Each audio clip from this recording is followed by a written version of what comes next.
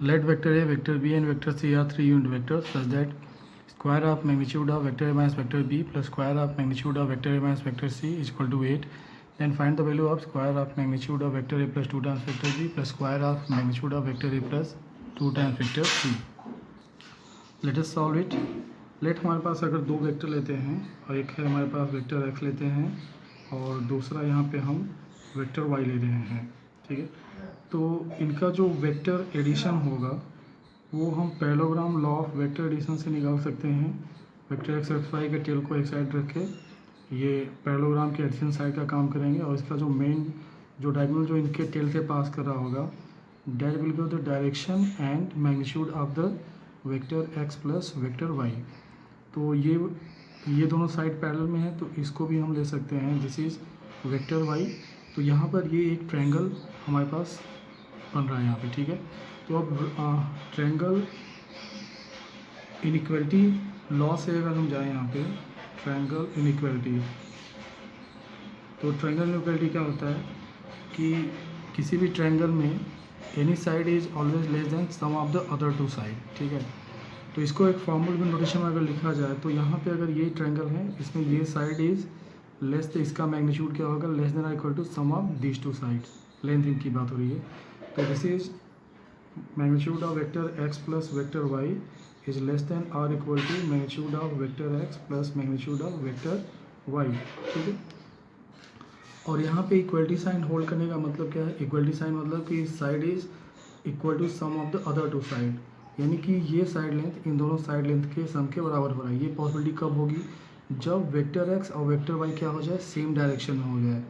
जब ये vector y भी इसी डायरेक्शन में आ जाएगा तो उस केस में क्या होगा कि x प्लस वाई जो होगा वो यहाँ से यहाँ तक हो जाएगा, vector x plus vector Y, तो उस केस में मैग्नीट्यूड क्या हो जाएगा इन दोनों के मैग्नीट्यूड के बराबर। तो इसके लिए कंडीशन क्या हो जाएगी इक्वलिटी के लिए कि vector x and vector y are in the same direction.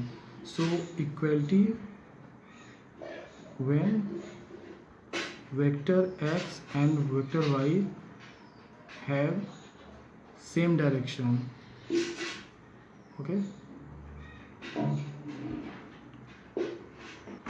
अब यहाँ से हम अगर मान लीजिए कि अगर हम दूसरा एक इनइक्वालिटी लें, अगर दो वेक्टर के लिए यहाँ पे होगा वेक्टर x माइनस अगर वेक्टर y लिखें यहाँ पे तो इसके लिए भी क्या होगा less than or equal to vector x और यहाँ पे माइनस y हो जाएगा, इसको सेम लिख सकते हैं plus magnitude of vector y लिख सकते हैं, ठीक है। अब इसमें कह सकते हैं कि इक्वलिटी के लिए कंडीशन क्या हो जाएगा, इक्वलिटी के लिए हो जाएगा कि x और minus y, x minus Y को क्या लिख सकते हैं, this is plus of minus y लिख सकते हैं, ठीक है। तो equality when x and minus y है सेम डायरेक्शन, ठीक है, सेम डायरेक्शन। इसका मतलब है कि vector x and vector y है अपोजिट डायरेक्शन, अपोजिट डायरेक्शन। अब इस रिजल्ट को हम इस्तेमाल करते हैं इन दोनों के ऊपर। तो यहाँ पे हमारे पास हो जाएगा vector a minus vector b will be less than और equal to vector a plus minus vector b।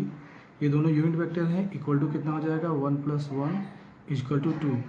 Similarly हमारे पास vector a minus vector c क्या हो जाएगा लेस देन और इक्वल टू 2 हो जाएगा, vector a plus minus vector c 1 plus 1 2, तो यहाँ पे 2 हो जाएंगे। अब इनके स्क्वायर का अगर सम देखा जाए तो vector a minus vector b का square plus vector a minus vector c का square, this equal less than और इक्वल टू कितना हो जाएगा 2 square plus 2 square, 2 square plus 2 square equal to 4 plus 4 equal to 8 हो गया। और ये हमें दिया हुआ है क्वेश्चन में कि कितना दिया हुआ 8, तो इसका मतलब है कि this implies 8 is less than और इक्वल टू 8। तो ये कंडीशन तभी ट्रू होगा, this implies vector a minus vector b is equal to 2 equal to vector a minus vector c, ठीक है। अब यहाँ से हम ये कंक्लूजन निकाल सकते हैं कि ये यहाँ पर इक्वलिटी होल्ड कर रहा है, ठीक है। यहाँ पे जो इक्वलिटी साइन है ये होल्ड कर रहा है। अब यहाँ से हमने बताया कि इक्वलिटी अगर होल्ड कर रहा है तो इसका मतलब है कि x और y क्या हो जाएंगे अपोजिट डायरेक्शन में। तो यहाँ से हमें निकाल सकते हैं कि ये इक्वलिटी होल्ड कर रहा है, इसका मतलब वेक्टर a वेक्टर b अपोजिट डायरेक्शन में, वेक्टर a वेक्टर c अपोजिट डायरेक्शन में, ठीक है। तो इसका मतलब है, और दोनों के मैग्नीट्यूड क्या है, सेम है। इसका मतलब vector A equal to minus vector B हो जाएगा, या इम्प्लाइज कर सकते हो आप vector A plus vector B equal to zero vector हो जाएगा। एंड सिमिलर में हमारे पास this is the vector A plus vector C हो जाएगा। ठीक है, अब यहाँ पे हमारे पास जो इसको निकालना है, इसको अगर लिखा जाए तो यहाँ पे आप ऑब्जर्व कर सकते हैं, इसी vector A plus B plus vector B and vector A plus C plus vector C. ठीक है, तो ये पार्ट हो जाएगा, दिस इज